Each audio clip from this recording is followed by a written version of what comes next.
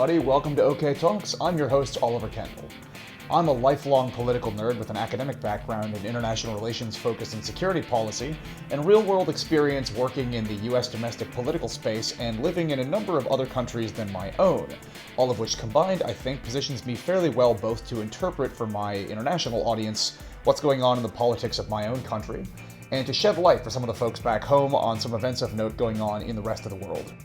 One quick thing to say right off the top, I should say, if you've already heard the email thing, feel free to just fast forward. This will probably take about 30 seconds. I just wanted to mention again, having thought that it would be nice to have a more direct way to communicate with y'all in the audience than just asking you to brave Elon Musk's Twitter. Oh, I'm sorry, X. So I started an email list centered around the podcast in order to both give a ping when a new episode drops and to create a channel for folks to reach out to me. oktalkspodcast@gmail.com. I will say, in the last episode, I was directly answering several questions that folks on the list had asked me. I really do love to hear from you, and I promise, in return, to not spam everyone on the list, except when an episode is coming out. So, oktalkspodcast@gmail.com. Send me an email if you want to join. Also, as always, don't forget to subscribe to the show, and most importantly, share it with anybody else you think might get something out of it. Thanks to those who already have, and thanks in advance to anybody else who plans to. So, it's been a terrible week for those of us who would like the world to be less violent, hateful, and saturated with misinformation, and more liberal, democratic, and peaceful. And I'm probably going to have to do a separate episode about those things I'm alluding to. But amidst all the bad news I'm hinting at, there was one glimmer of hope this week coming out of Poland. Now, Poland, as you'll hear in the conversation I'm bringing you this episode, has been going through a rough 8 years. For comparison's sake, it would be fair to say that it in some ways mirrors what's happened in Hungary, where an illiberal right-wing ultranationalist party took power and then immediately set about shredding or burrowing into the institutions of liberal democracy to make sure they'd never lose power once taking it. For the sake of anybody in my audience that isn't super familiar with exactly what Viktor Orban has done to Hungary, and thus that analogy doesn't work, well, think of the situation in Poland right now as being basically what would have happened if Trump had won a second term, appointed 2 more Supreme Court justices, massively rolled back gay rights and passed a national abortion ban, implemented a national voter ID law, banned absentee voting, and for good measure took over both PBS and NPR and turned them into Fox News. But leading up to the last election in Poland, a broad coalition of Polish civil society organized and backed an opposition bloc that earlier this week managed to win pretty conclusively in spite of all of the roadblocks thrown up by the ruling party. Here to talk about this, I'm super excited to say, is my friend and one of my absolute favorite former colleagues, Weronika Paszewska. Now, Weronika has a resume that is way too long and impressive for me to fully recite here, but just a couple of key relevant points. She is an extremely accomplished political organizing strategist who took a leading role in the Polish women's strike a couple of years back and also co-founded in Poland a multi-issue progressive NGO whose name I'm afraid I'm about to totally butcher when I try to pronounce it. I want to say Akcja Demokracja. I'm so sorry, Veronica. I definitely should have asked how to pronounce that before recording this. In any case, I am thrilled to have Veronica on the podcast. I have to just say here, before we get started, upon listening, for some reason, the audio on my side kind of sucks, especially at the beginning, so my apologies for that, but you know, what the hell, Veronica is the important one to hear in this conversation anyway, so bear with me, because I think this discussion was really interesting, and I hope y'all enjoy hearing from Veronica as much as I did. Veronica, thanks so much for coming on the show. Yeah, welcome. I'm glad to be here. All right, so I guess first of all, in just discussing the sort of backstory behind these elections that just happened in Poland, Poland's, I guess, probably not really ever been thought of as like a super liberal or progressive place, but I think it's also pretty common knowledge that in the last maybe decade or so, it's moved pretty heavily toward the right. Can you just tell us a little bit more about how that happened? Yeah, so we need to go back probably to 2015 when the Law and Justice Party won the first election, and they govern like the country like since last week, let's say.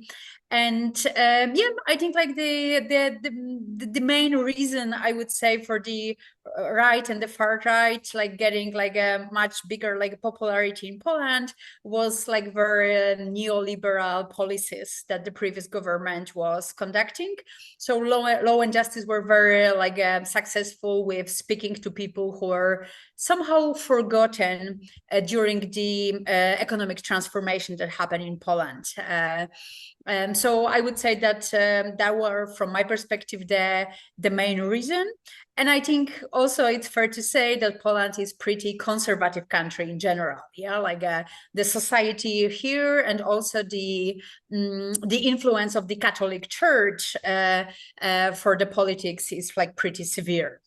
So in some ways, then the rise of the Law and Justice Party would seem to parallel the rise of a sort of nationalistic, protectionist, anti-immigrant far right in the US around the same time. Yeah, I think like those are the trends that you can see in many parts of the world. Yeah, like that's something that we are observing in many regions, also in Europe. Yeah, but definitely, and I would say that there are also like the part of the, I would say the kind of accident, yeah, like or opportunities that arise for them, which was the, you know, like the large number of migrants coming to Europe, like since 2014, 2015, which allows them to run the electoral campaign in 2015, which was like a, you know, like a purely anti-migrant and anti-refugee campaign during that time. Law and Justice also is like, I mean, they're a right-wing party, but like they are also, I guess, like separate from, like there are other like more quote unquote normal conservatives in Poland at the same time. Isn't that right? Like that they can you explain a little bit more about how they are different from like the right that maybe existed in Poland before 2015? Yeah, it's very important to mention that they are not respecting the democratic rules. Yeah, so they are not the typical right, but this is the party that is like a, you know, slightly authoritarian, or you know, like once they started like governing the Poland, we had a lot of discussions if we can still call the Poland the democratic country, because lots of rules that they're established like for the democracies, they were kind of, you know, broke. Yeah, so I'm speaking about the division between, you know, like the court system and, you know, like the parliament, this kind of things. So actually, I was gonna say let's go a little bit further into that because I want to talk about Law and Justice's impact on Poland, both in terms of like the policy changes and the way that affects Polish people, but also like the structure of Poland's democracy itself. So you mentioned there maybe interference in the judicial system. What other sorts of things has Law and Justice done during its time in power to, I guess, undermine Polish democracy? I think like we could spend like the couple of the episodes of your podcast on that. So yeah, I mean the list is like very, very long. Yeah, like I would say like destroying the judiciary system, like together with the constitutional court, you know, like breaking the rules about how the law is made, limiting the time for the opposition to make, you know, they say, yeah, I mean like you know, writing like a different bills that they're contradicting other, like yeah, I would say that you know, it's really long list of the things that they did, together with like bringing a lot of like for example, the public television is there like the PR channel right now. Yeah, like I was going to say, so wasn't there quite a lot of restriction on free press, or at least manipulation of the mainstream press? yes, definitely they bought, you know, like the local press channels, you know, like so right now they, you know, are kind of oh, during the election maybe like to connect, you know, like the general situation in Poland with, you know, like the current political momentum. For example, in the they took over somehow the local press, and the local press was refusing for the opposition to publish their advertisement. Yeah, like because they said that it's not aligned with the values of the editorial. And so yeah, like I would say, you know, probably some of the people recognize Hungary as a country that is also like the semi-democratic Yeah, right I was going to now. ask about the So I would say comparison. the yeah, the previous like Polish government, Law and Justice Party, they having really close connection to Orban, No. Viktor Orban, and like really Poland was like following a lot of ideas that Orban found out in the Hungary. Yeah. It's funny that we mentioned Orban because isn't Donald Tusk the guy who now appears like he's pretty well positioned to be the next like leader of the government of Poland? Isn't he the one who, when he was the chair of the European Commission, referred to Viktor Orban as the Victator? I think he's the one who came up with Yes. that. Yeah. Yeah. I think that. Yeah. I think that That that was feels the word that he used. Yeah. feels very appropriate. Okay, so there's the structural impact of law and justice. Can you talk a little bit more about like what law and justice being in charge has looked like for individual people living in Poland? Yeah, I think maybe like, maybe I can speak from my experience, after announcing elections, like in the process that I had. So first, it was kind of really hard for me to believe that the democratic opposition, like had a majority in these elections.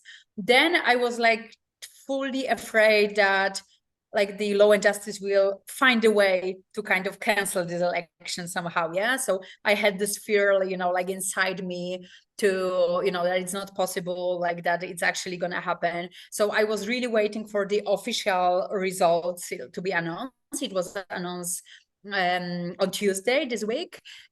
So then I kind of was a bit like calmer during this time. I would say that for the individuals, in these last 8 years when law and justice was, governing this country, it really depends on your identity. Yeah, because like what we're doing, it's really had a different, like a effect depending who you are. Yeah, like so like for me personally, it was like very challenging as a person from the LGBTQ plus community. They run very like hostile campaign towards people. The same will be for like, trans people, for women. If you are a woman in this country, your rights, like for accessing contraception, or abortion, were like heavily step by step like limited. Yeah, like so people were really like, I think it's not actually exaggerated to say that people were dying,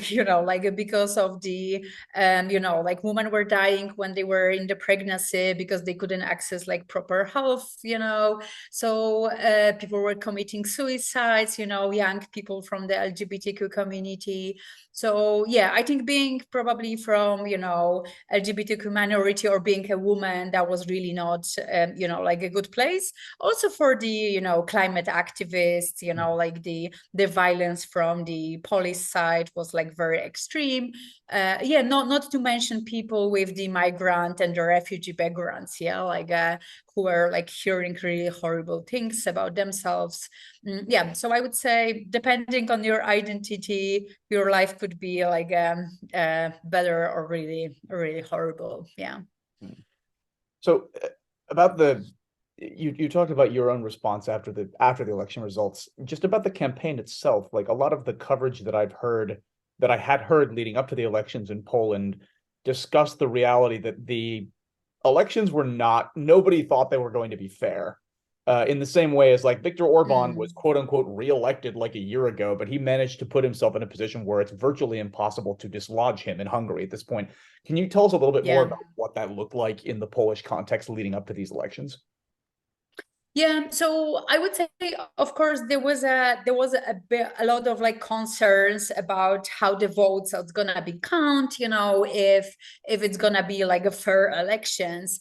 And I would say that civil society organization made a lot of like amazing work with mobilizing really like thousands of people who were like observers or who are sitting, in these committees that they are counting votes. Yeah, like in the whole country.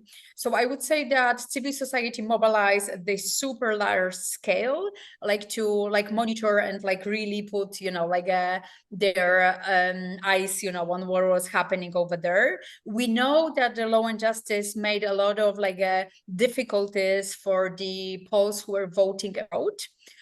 So there was a particular limit to send the results from the abroad like committees.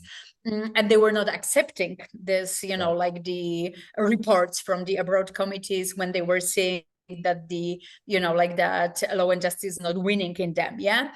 So there was a bit of like the things like happening here. And of course, I think it's worth mentioning that we had really amazing, that the turnout was amazing. It's a I was going to say, historical, the wasn't this the biggest like highest turnout of turnout any election that since communism fell? any, even the, in the one, if we compare to the 1989, when there was a turnout of the, like the communist, like the Russian government in Poland, that was the, like it's the highest, it's a 74%. For Poland is really enormous, like we are not, that we do not have usually that high turnout as you have in the Western European countries. It's As an usually American, around where we like 40, struggle to breach like 45%. Oh, sorry. As an American, where we struggle to breach like 60% in a given election, I'm extremely jealous of the participation. But I know. So typical for Poland is like 40, 45. oh So wow, 74, it's really, really wow, high. And there was a lot of like a turnout, like the campaign, like a pro-frequentation, like campaign, really a lot of them. So as I would say, as a civil society, we had this struggle because it's hard to mobilize people to show up and they say like raise the concern about the fairness of the election. So that was a bit of the tricky narrative, like a position. yeah. Oh, that is to say, you think that it was actually that one of the things for the opposition to overcome was the notion of, oh well, screw it, the election's not going to be fair anyway, why bother? No, like that was the position of the opposition. That was something the opposition had to deal with, the possibility of people not bothering because they assumed, oh well, it's going to be Yes, exactly. That was the thing, like that if the messages about concerns about the, like fairness of the election would be like too high, people might be worrying if they, votes like matters. So there was a really good work to be done to make sure that it will be fair, but not to worry people a lot about it because it might affect the turnout. Gotcha. Well, in any case, despite all of these oppositions and all of the damage that Law and Justice has been able to do over the last 8 years or so, now we have this result where the opposition, led by a guy who used to be heavily involved in the EU level government, now looks very well positioned to basically take over the government of Poland. I guess in the short term, yes, my audience is fairly mixed in terms of where they're from, but I think at least a plurality are Americans, where we have a presidential rather than a parliamentary system. So could you maybe describe a little bit about what's likely to happen next in the time between now that these elections have happened and a potential scenario in which Donald Tusk becomes the position as prime minister, right? Becomes the prime minister. So in Poland, like the parliament is a critical, like for like bringing a new law, like so we're having like a kind of lower and higher chamber of parliament. And it looks like right now the opposition will be having the majority in both of them. And we'll still be having the president who is from the Law and Justice. And the president in Poland has a right to veto. It matters. It matters because the president has a right to veto bills that are coming from the parliament. From the lower and the higher chamber. So if he vetoes it, it comes back to the parliament, and parliament can out veto the president, but they need not normal majority. They need at least like 2/3 votes. And the opposition doesn't have a 2/3 votes to out veto the president. So it means that it will be difficult with the current president for the parliament to pass the bills because president might veto them and they will be not able to out veto president. So Duda is the president now. When is the next election wherein they could possibly replace Duda as the president? It's in 2025, if I remember correctly, because in the next year we're having both a European Union election and the local government election. And in the 2025, there should be the presidential election. Okay. So then, okay, so this is interesting. So basically, the new government, when it's formed, will in a lot of ways be kind of struggling against a slightly stronger than usual head of state in a parliamentary system, as they try to roll back the damage done over 8 years. But looking even more short term, now we have these elections, and in theory now some sort of government will need to be formed. Can you describe a little bit more about what you anticipate happening? So how do we get from step one, the opposition when now winning a majority, to step two, Donald Tusk being the prime minister? Yeah. Yeah, so we're having like the 18th of October right now. Yeah, we are just like 3 days after elections. Right now, according to our constitution, the previous government is still in power, because the president is like securing the continuation of the governance. It means that the president right now, it's up to the president to announce the first assembly of the parliament, and the president has 4 weeks to announce the first gathering of the parliament. And so that's the first thing that he needs to do.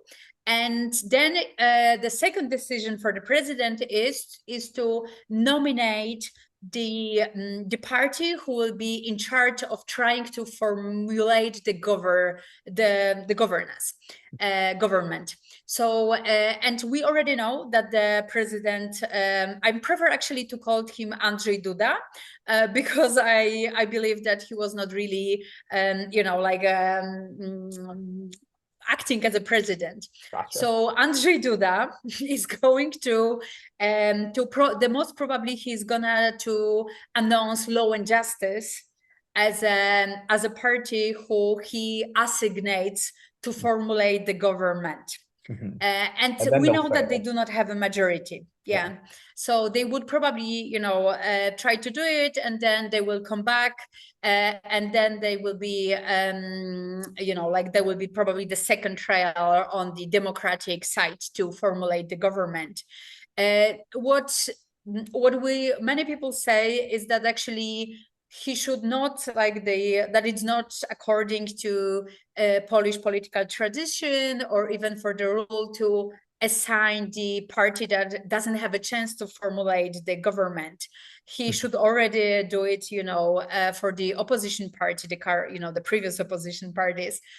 But the most probably he's not gonna do it. So we will expect that maybe we're gonna have the democratic government probably somewhere in December. Yeah, even maybe in January. I think probably the second part of the December. That's something that is realistic.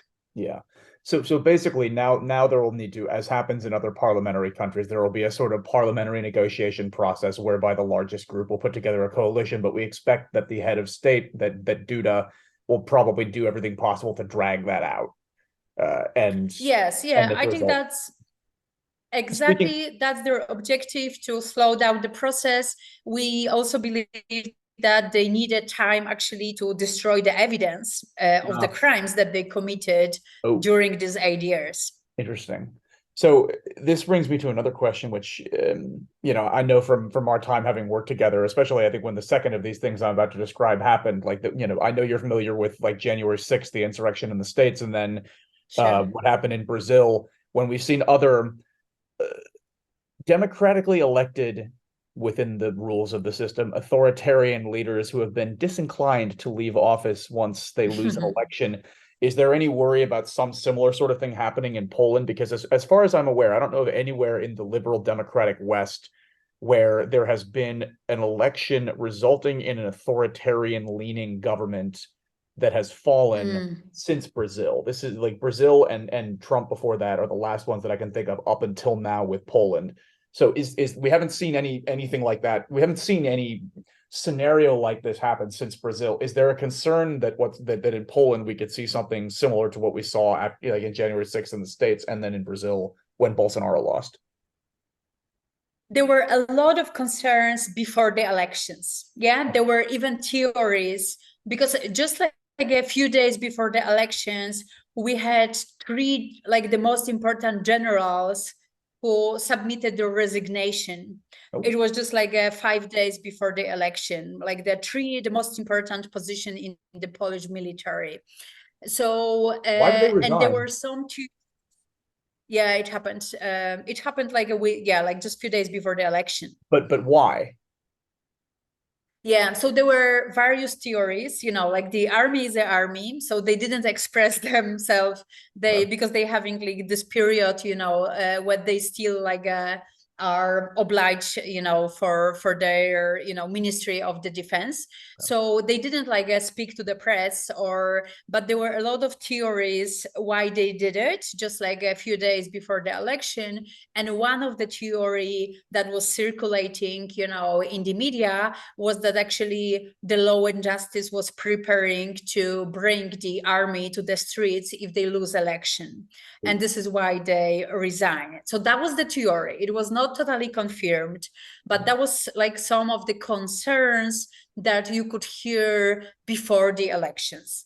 But I would say that during the night that the election were, the results of the election were announced, it was kind of the calming like moment, because the leader of the Law and Justice, Jarosław Kaczyński, he kind of admitted like publicly, yeah, like we won it when it comes to number of the votes, yeah, because they got like from all the electoral committees, they won the most.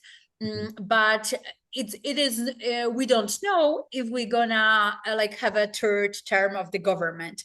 So he kind of openly admitted that they lost, and that they might not stay in power still. And I would say that was something that kind of was a signal for many people that they will be not fighting the results of the election.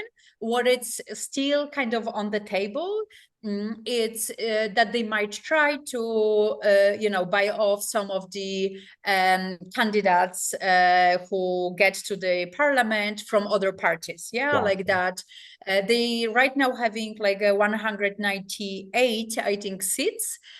So they need 231 to have a majority in the Polish parliament. So they needing like around like a 30 something like seats. So they might try to bring, some of the people like on their side. So that's something that we definitely think is happening right now. Try to, bring some people on the board from other parties. So bottom line, the right-wing nationalists of Poland are less crazy and violent than the right-wing nationalists of either the United States or Brazil. So good news there. Do you think, any chance of them actually being able to convince, I think the number would be 33 or 34 newly elected parliamentarians from other parties who were part of the opposition to just suddenly drop the opposition and join Law and Justice? I think it's unlikely. Like It I seems think like a it's heavy highly lift. unlikely. Yeah, I mean, like from looking in from the outside, that's a big number of people you need to get to basically switch party right after an election. Um, Yes, agree. But we also know, like, so, like, maybe just to like draw the election results. So we're having like when we're talking about the democratic opposition, we're talking about like a three big kind of like coalitions, I would say. Yeah. So we're having the coalition like called like the civic coalition, who was run by Donald Tusk, who is gonna be like a prime minister, the most probably. It's consisting of a couple of the parties. Yeah, we're having the second one, which is called like the third like road. Yeah, like which is like a coalition between the I'm often saying it like when I'm explaining to people from abroad, that it's a coalition between farmers and Catholics. Those are like two parties, that kind of combine the coalition together. And we're having the new left. Yeah, this is the third, like the coalition, which is also like the coalition of the three left parties. And in this third road, there one party that is sitting over there that usually was, it's an agriculture like party that was like winning a lot. Mostly their electorate is among like people who are farmers and run the agriculture in the smaller cities in the countryside. And they haven't historically the role of being like a switching, sides very Mm, often. Yeah. So okay. they are kind of the party that is like a tipping point, like Are so there many 30, are parties. there 33 or 34 of them? Yes, exactly. Yeah, yeah. There are. Yeah, Okay. there are enough of them. Yeah. So I would say, they historically are the party who often was in the coalition with Law and Justice or with the Civic Platform in the, last couple of the terms of the parliament. But I would say it's highly unlikely because the democratic opposition was very unified. And the last, like weeks of the electoral campaigning ahead of the election was very peaceful, I would say. Like it's definitely, in the past, opposition party were often like fighting with each others. This is something that we knowing also from the Hungary, yeah, like that, Oh, also the yeah. government was playing very nicely to kind of put them into the fight. Yeah. But the like ahead of the election, the last weeks were very peaceful. They were supporting each other's. Donald Tusk was like encouraging people to vote for, other, like the opposition coalitions. So it was very like kind of unified. And I would say it will be like it's highly not probable that anyone from this democratic opposition will do such a thing. Yeah. Okay. So in any case, one way or another, probably by the end of this year or early next year, the almost decade-long semi-authoritarian rule of the Law and Justice Party in Poland ends. One thing that it's worth noting here is that the impact of that party with, in the impact of that party has extended far beyond just Poland, just like what it's like to be in Poland. I mean, like having Law and Justice and power has damaged Poland's standing in the European Union pretty substantially in a number of ways. There's been, reputational cost.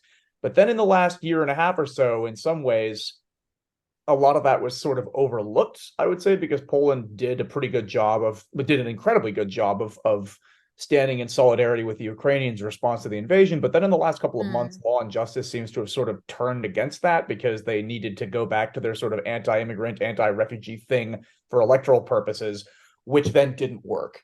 So I'm curious, just looking outside the borders of Poland, what you think some of the impacts of Law and Justice not being in power anymore will be.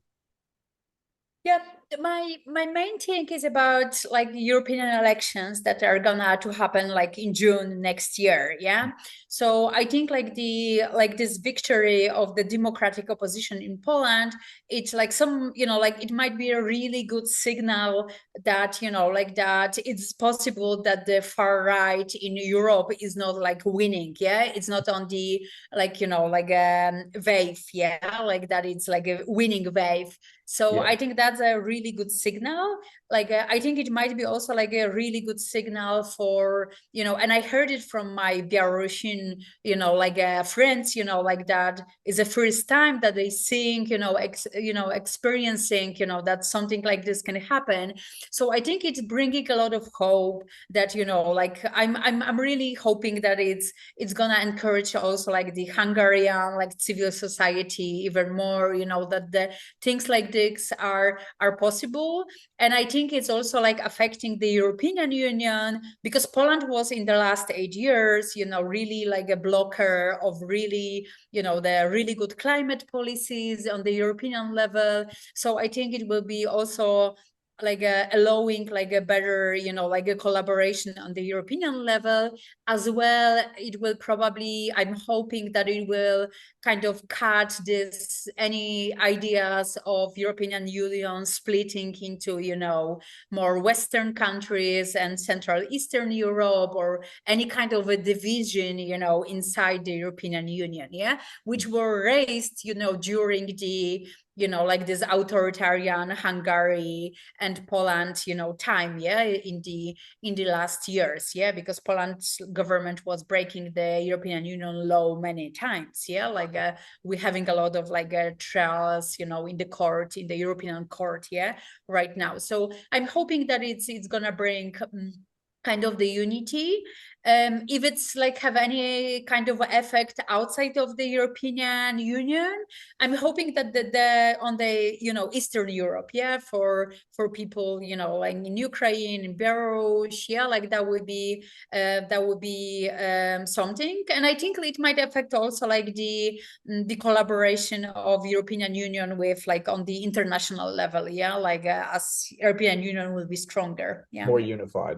Yeah. And definitely, like the all the geopolitics with Russia, like that's definitely like the thing here, Finally, just to wrap up, and I'm sorry to spring this on you. Feel perfectly free to not answer if you don't want to, because I know I didn't mention this before. But I know you yourself have been very active and done incredible work like yourself in Polish politics. Can you just tell us a little bit about what the fall of Law and Justice Party means to you as somebody who lives in Poland and is very deeply invested in this? Yeah. So I realized on Monday, a day after election, I think that it actually means that I can sleep calmer, like during the night, and that I'm not afraid that much to open the news, like, and I think probably many of people who, like were, during the Trump administration, they probably have like the same feeling that you are actually afraid, to check out the news,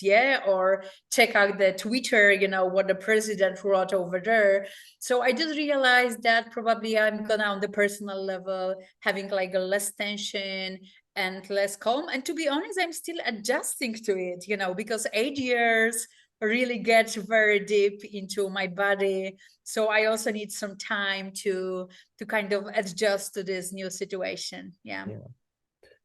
Well, in any case, congratulations, I guess, on what Thank looks you. like a real step forward for Poland, and by implication for the European Union more broadly. I'm in a week of really bad news. I was really relieved to see this come out. I can't imagine how much of a relief it is for people on the center and the left, even just people in Poland who believe in democracy and want to see Poland continue to be a Western democratic country that's forms part of that sort of block in the world. So I'm very happy to have seen this happen, and I'm happy for you and everybody else who's in your position right now. So congratulations, and thank you so much for coming on the show to tell us about it.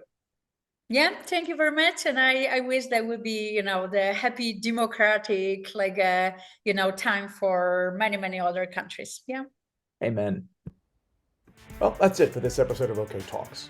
If you like the show and want to make sure not to miss the next episode, be sure to follow on whatever platform you listen, or shoot me an email at oktalkspodcast@gmail.com to be added to that email list. Also, really, please do feel free to reach out if you have any ideas for the show, topic you want me to cover, somebody you think I should have on. I really did seriously appreciate getting some questions for the episode last week. I can't promise I'll always be able to answer quickly, but I'm serious. I'd love to hear from you. oktalkspodcast@gmail.com. If you really want to do me a solid, please do go ahead and share the show with anybody you think might get something out of it. To anybody who already has, thanks. To any who will, thanks very much in advance. Thanks, as always, to Nate Wright for having designed the podcast artwork, and to everyone else for listening.